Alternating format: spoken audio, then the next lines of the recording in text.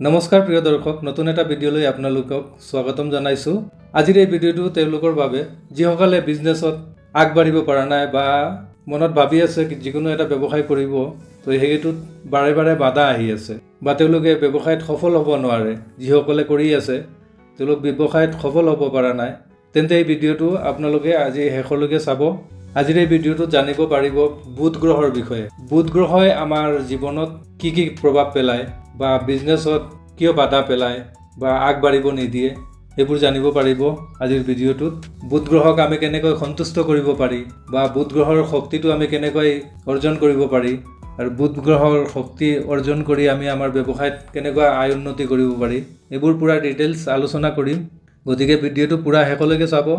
আগৰ ভিডিঅ'বোৰত মই আলোচনা কৰিছিলোঁ সূৰ্যদেৱ, চন্দ্ৰদেৱ আৰু মংগলদেৱক আমি কেনেকৈ সন্তুষ্ট কৰিব পাৰি বা দুখ থাকিলে কেনেকৈ আমি ভাল কৰিব পাৰি। আৰু যদি আপোনালোকে সেই ভিডিঅ'বোৰ চোৱা নাই বা শুনা নাই, তো মই ডিছক্ৰিপশ্যনত লিংক দি দিম, সেইবোৰ আপোনালোকে শুনি ল'ব। আৰু আজিৰ ভিডিঅ'টোত জানিব পাৰিব বুধ গ্ৰহ আমি কেনেকৈ ঠিক কৰি ল'ব পাৰি। গতিকে ভিডিঅ'টো ভাল লাগিলে এটা লাইক কৰি বন্ধু বান্ধৱৰ সৈতে শ্বেয়াৰ কৰি দিব আৰু চেনেলটো ছাবস্ক্ৰাইব কৰি ল'ব এনেধৰণৰ ভিডিঅ'বোৰ চাবলৈ। তো বলক আজিৰ ভিডিঅ'টো আমি আৰম্ভ কৰোঁ। চাওক, বুধ গ্ৰহ হৈছে বুদ্ধি, গণনা, কথা বতৰা আৰু ব্যৱসায়ৰ গ্ৰহ। কিন্তু বুধ গ্ৰহ আমাৰ বুদ্ধিতেই থাকে, আমাৰ বুদ্ধিৰ লগত জড়িত আছে। বুধ গ্ৰহই আমাক বুজাই দিয়ে আমি কেনেকৈ কথা ক'ব লাগে, কেনেকৈ ভাবিব লাগে, কেনেকৈ সিদ্ধান্ত ল'ব লাগে। আৰু বুধ গ্ৰহ শক্তিশালী থকা মানুহবোৰ কিন্তু চতুৰ হয়, যুক্তিবাদী হয়, স্মাৰ্ট হয়, তেওঁলোক বিজনেছ মাইণ্ডেড হয়। আৰু বুধ গ্ৰহ দুৰ্বল হ'লে ভুল কথা কোৱা, ভুল সিদ্ধান্ত লোৱা, নাৰ্ভাছনেছ থকা, ব্যৱসায়ত বাধা অহা, এইবোৰ হ'ল কিন্তু বুধ গ্ৰহৰ বেয়া প্ৰভাৱ। এতিয়া কথা হ'ল বুধ গ্ৰহৰ শক্তি আমি কেনেকৈ লাভ কৰিব পাৰি বা গ্ৰহণ কৰিব পাৰি। চাওক, বুধ গ্ৰহটো আমাৰ বুদ্ধিৰ লগত আছে, আৰু আমি যিকোনো ব্যৱসায় কৰিবলৈ গ'লে আমাৰ বুদ্ধিটো আগত লাগে কিন্তু। আৰু আমাৰ ভাল বুদ্ধি ক'ৰ পৰা হ'ব এইটো জানক আগত। চাওক, চব গ্ৰহৰ স্বামী কোন হয় এইটো আগৰ ভিডিঅ'বোৰত আমি আলোচনা কৰিছিলোঁ বাৰু, আকৌ কৈ দিছোঁ। নৱগ্ৰহৰ স্বামী হ'ল সূৰ্যদেৱ, আৰু সূৰ্যদেৱ আমাৰ ভিতৰত আমাৰ আত্মাৰ লগতো জড়িত আছে। সূৰ্যদেৱ আমাৰ আত্মাতেই আছে। আৰু চন্দ্ৰদেৱ আমাৰ মনৰ লগত জড়িত। আৰু যাৰ আত্মা পবিত্ৰ, মন পবিত্ৰ থাকে, সেই মানুহজনৰ কিন্তু বুদ্ধিও পবিত্ৰ থাকে। চাওক, আমাৰ ভাল বুদ্ধি ক'ৰ পৰা আহেনো? আমাৰ মনৰ পৰাইতো আহে। যিকোনো কাম আমি ভাল কৰোঁ, বেয়া কৰোঁ, আগতে আমাৰ মনতে আহে, তাৰপিছতে আমি সেই কামটো কৰোঁ।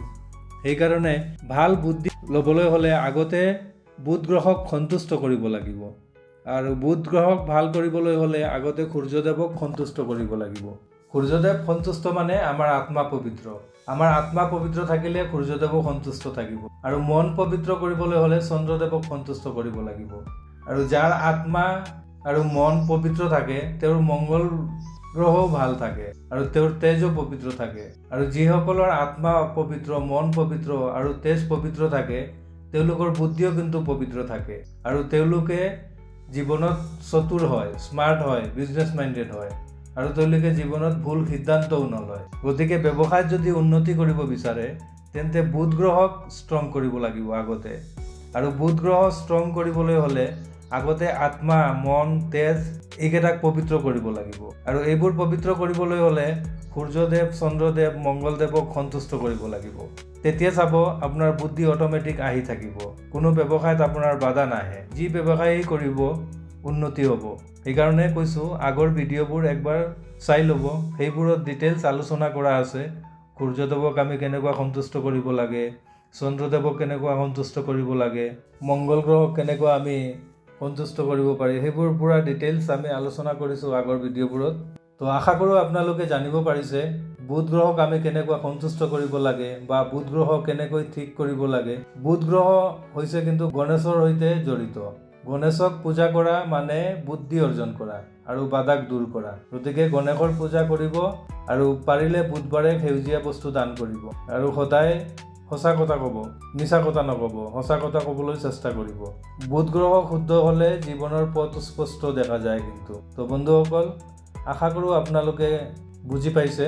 কমেণ্টত লিখিব আজিৰ ভিডিঅ'ত আপোনালোকে কি বুজিলে, কি শিকিলে। আজিৰ ভিডিঅ'ত ইমানেই। আহিবলগীয়া ভিডিঅ'ত জানিব পাৰিব বৃহস্পতিদেৱক আমি কেনেকুৱা সন্তুষ্ট কৰিব পাৰি, বা বৃহস্পতিদেৱ আমাৰ ভিতৰত কিহৰ লগত জড়িত আছে। তেতিয়ালৈকে সুখী থাকক, সুস্থ থাকক। জয় আই অসম।